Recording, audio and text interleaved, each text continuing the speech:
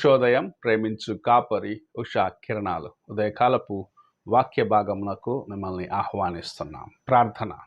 మమ్మల్ని మిక్కిలిగా ప్రేమిస్తున్న పరలోకపు తండ్రి, ఈ ఉదయకాల సమయానికై వందనములు తండ్రి. మమ్మల్ని ప్రేమించి మరి ఒక దినమును అనుగ్రహించిన నీ కృప కొరకు వందనాలు చెల్లించుకుంటూ, ఈ ఉదయకాల సమయమున కార్యక్రమం వీక్షిస్తున్న ప్రతి సహోదరిని సహోదరి మీ హస్తాలకు అప్పగిస్తుంది. దీవెనలతో నింపి నడిపించమని యేసు పరిశుద్ధ నామమున అడిగి వేడుకుంటున్నాను పరమ తండ్రి, ఆమేన్.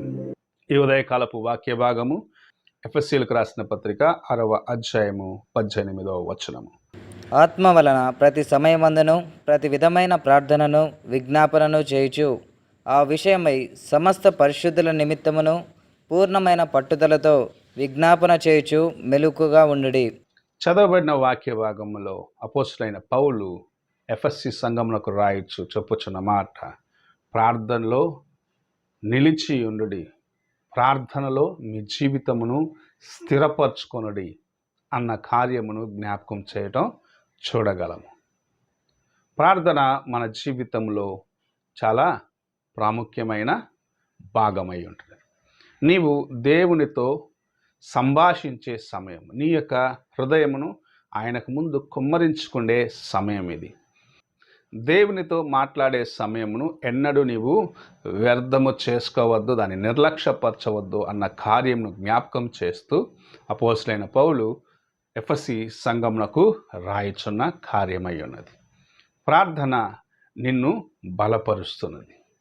ప్రార్థన నీకు దేవునికి మధ్యలో ఒక దగ్గర సంబంధమును తీసుకొస్తుంది. నీ యొక్క హృదయమును నీవు ఆయన ముందు కుమ్మరించినప్పుడు నీ కొరకు ఆయన కలిగి ఉన్న కార్యములను ఆయన బయలుపరచడానికి మంచి సమయముగా ప్రార్థన ఉండటం చూడగలం. ఎవరైతే ప్రార్థనలో వేచి ఉంటారో వారు తమ ముందున్న శోధనలను జయించుకుంటూ ముందుకు వెళ్ళే మార్గమును ప్రభు వారికి అనుగ్రహిస్తూ ఉంటాడు. ఎవరైతే ప్రార్థన సమయాన్ని సరిగా సద్వినియోగపరచుకోనకుండా తమకు తోచిన రీతిగా జీవిస్తారో వారు శోధనలు వచ్చినప్పుడు పడిపోయేవారిగా ఉంటారు. అయితే ప్రార్థనతోటి తమ జీవితమును కట్టుకుంటూ ముందుకు వెళ్ళిన వాడు బండ మీద తన యొక్క ఇల్లు కట్టిన వ్యక్తిని పోలిన వాడిగా ఉన్నాడు. అతడు వాన వచ్చినను వరద వచ్చినను స్థిరముగా ఉంటాడు. అనగా ప్రార్థన లేని విశ్వాసి శోధన సమయంలో అపవాది తీసుకొచ్చే శోధనను నువ్వు దాన్ని గ్రహించుకొని దాన్ని జయించాలని ఆశించినట్లయితే నీవు మోకాళ్ళ మీద ప్రార్థనలో దేవుని సన్నిధిలో వేచి ఉండటము నేర్చుకున్నప్పుడు మాత్రమే ఇది సాధ్యమై ఉంటుంది.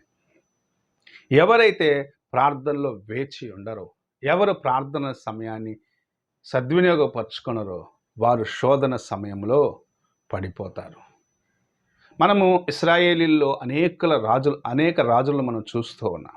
ఎవరైతే దేవుని మరచి లోకము వైపు వెళ్ళి లోకంలో ఉన్న విగ్రహాలకు ప్రాముఖ్యతనిచ్చినారో వారు యుద్ధ సమయమున కలవరము చెందిన వారిగా, యుద్ధంలో మరణించిన వారిగా ఉండటం మనం చూస్తున్నాం. అయితే ఎవరు ఆయన యందు విశ్వాసముంచి ఆయన వైపు చూసి మొరపెట్టినారో క్లిష్ట పరిస్థితుల్లో కూడా ప్రభువు వారికి సహాయంను చేసి వారిని ఆ సమస్య నుంచి బయటకు తీసుకొని వచ్చిన కార్యములను మనము రాజుల గ్రంథము సమూయేలు గ్రంథంలో చదవగలం. అనగా దేవుని యందు వేచి ఉండటము, దేవునికి సన్నిహితముగా ఉండటము చాలా ప్రాముఖ్యం మన జీవితంలో. ఈ దినములలో అనేక మంది తమ యొక్క విస్తారమైన పనుల చేత దేవునికి సమయాన్ని ఇవ్వలేకపోతూ ఉన్నారు. అలసిన వారిగా ఇంటికి వచ్చి వెంటనే మంచం ఎక్కి పడుకుంటున్నారు. రావటం, అన్నం తినటం, పడుకోనటం. సర్లైన్ రిపీట్ చేస్తాం. ఇంటికి వచ్చిన వెంటనే భోంచేస్తారు, ఫ్రెష్ అవుతారు, పడుకుంటారు. అయితే అంతకన్నా ప్రాముఖ్యమైనది దేవునితో వారు సమయం గడపటం అనేది గ్రహించుకోలేకపోతూ ఉన్నారు. ఈ ఉదయ కాలమున ప్రభు నీతో మాట్లాడుచున్న కార్యము, నీవు నా కోసము ఎంత సమయమును ఇస్తున్నావు, నా కోసము నాతో వచ్చి మాట్లాడేదానికి, నాతో నీవు సమయాన్ని గడిపేదానికి ఎంత ఆశ కలిగిన జీవితము ఉన్నది నీకు అని ప్రభు ప్రశ్నిస్తూ ఉన్నాడు. నీ కార్యములు చేసేదానికి దినమెల్లా ప్రయాసపడుతూ ఉన్నావు. నీ కార్యములతో నీవు దినమెల్లా చాలా అలసిపోయి ఉంటున్నావు. కానీ నా యొద్దకు వచ్చి సమయంను గడపటానికి నీవు ఇష్టపడటలేదే అని ప్రభు మనల్ని చూసి చాలాసార్లు దుఃఖపడుతూ ఉంటాడు. అందుకే ఈ ఉదయకాల సమయంలో అపోస్తలైన పౌలు చెప్పిన మాట మనం జ్ఞాపకం చేసుకుందాం. ఆయన యొక్క ఆత్మ సహాయం, ఆయన యొక్క కృప మనకు అవసరమై ఉన్నది అని గ్రహించుకొని ప్రార్థనలో దేవునికి సమీపముగా రావటానికి ప్రయత్నిద్దాం.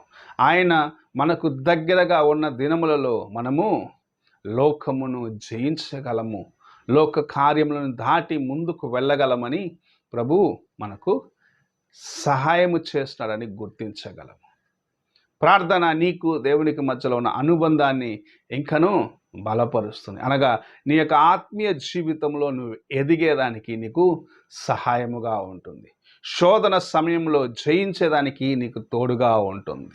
ఆయనతో నీవు సమయంను గడిపినప్పుడు లోకమును జయించిన వ్యక్తిగా ఉండగలవని ప్రభు నీతో మాట్లాడుచున్నాడు. ఈ ఉదయకాల సమయంలో నీవు ఎలాగ ఉన్నావో, నీ ప్రార్థన జీవితం ఎలాగున్నదో ఒక్కసారి నీవు పరీక్షించుకో. ప్రార్థన చేసుకుందాం. పరిశుద్ధుడైన యేసయ్య, ఉదయకాల సమయానికై వందనములు. నీవు ఇచ్చిన నీ వాక్యమును బట్టి స్తోత్రములు చెల్లించుకుంటూ, నీతోనైనా సమయాన్ని దేవా మేము గడిపేదానికి నేర్చుకునేదానికి సహాయం చేయి. అనేకులం నాయన ఈ దినములలో మా యొక్క కార్యంలో వ్యస్తముగా ఉంటూ నీ సన్నిధికి రావటానికి నిర్లక్ష్యపరుస్తూ అందరి బట్టి క్షమించి నీ కృపచేతనైనా ఇంక నుండి అయినా నీకు సమీపముగా ఉండేదానికి సహాయము చేయమని యేసు పరిశుద్ధ నామమున అడిగి వేడుకుంటున్నాను పరమ తండ్రి, ఆమేన్. తండ్రి అయిన దేవుని ప్రేమ, కుమారుడైన క్రీస్తు కృప, ఆదరణకర్త అయిన పరిశుద్ధాత్మ సహవాసం ఇప్పుడు ఎల్లప్పుడూ తోడై ఉండి సదాకాలము నడిపించును గాక. ఆమేన్.